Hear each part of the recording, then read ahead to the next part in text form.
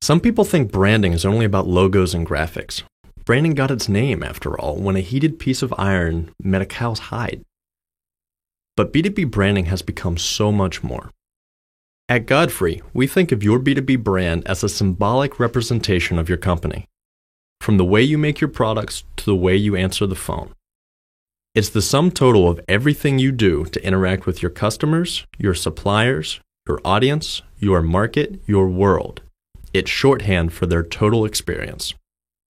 To be most effective, your brand has to stand for something, represent all that you have to offer a customer, show your position, real and aspirational, in the market. Reflect your values, say who you really are. It has to come from inside your organization as well as outside. It needs to be captured in the way you treat your people as well as the way you treat your customers, in the office, across the street, and around the world. It's not once and done. It's day in and day out, years, and even decades.